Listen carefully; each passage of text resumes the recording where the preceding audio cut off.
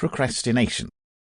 How to stop procrastination and overcome laziness, increase your productivity and motivation, and destroy your bad habits.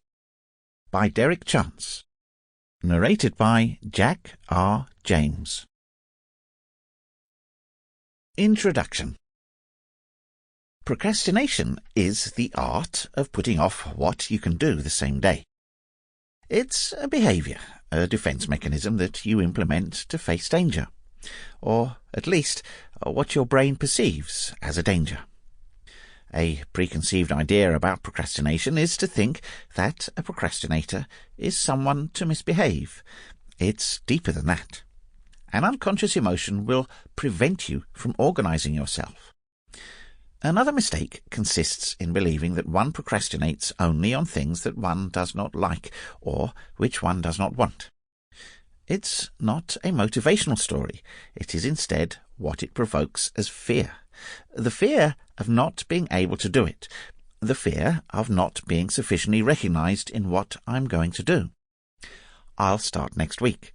I'll start from January or from tomorrow. What prevents us from starting immediately? Nothing, a priori. This personal project that we had to start 2 years ago, the revisions for this review is approaching dangerously.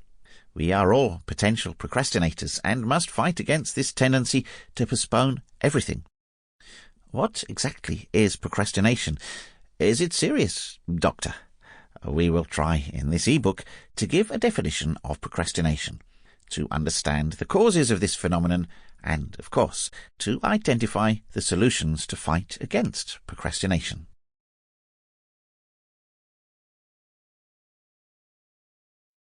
Chapter 1. Scientific Concept of Procrastination. Procrastination is understood as the postponement of actions or tasks till later, maybe the oldest labour risk in the world. There are references to this behaviour in Iranian texts dating back about 4,000 years ago. Lately, the habit of postponing tasks for later has gained some buoyancy because a handful of psychologists suggest that dispensing with work can be beneficial because it increases creativity, supporting the concept of productive procrastination. Is it a motivating effect? But research states that the notion of productive or active procrastination is oxymoronic and meaningless.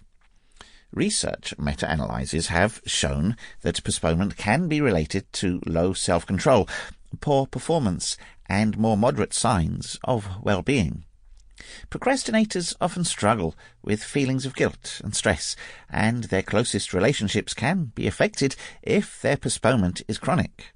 However, researchers who promote active procrastination, where the decision to delay work is deliberate and the pressure is used on purpose as a motivator, say it can lead to better performance and better health.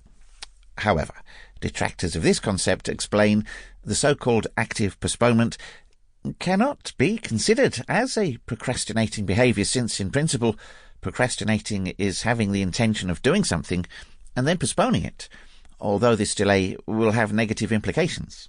If a delay is deliberate and the results are positive, it is not a delay, it is an intentional delay, a different concept. Are things by their name? But this is not just a matter of semantics, but a matter of psychological well-being. To have a better understanding, it is useful to consider all the reasons why people postpone the necessary tasks. In this sense, the researchers developed a typology on delays, in which 6 basic notions are identified. 1. Unavoidable delays are those that arise when the agenda is overloaded or interrupted by another obligation or need. 2. Delays due to excitement, those that occur when a person decides that they would be more motivated in doing something at the last minute. 3. Hedonistic delays, which occur when a person decides to do more than the task in question due to the instant gratification factor. 4. Delays due to psychological problems, such as those caused by grief over the loss of a family member or friend, or other mood or mental health condition, whether chronic or acute. 5.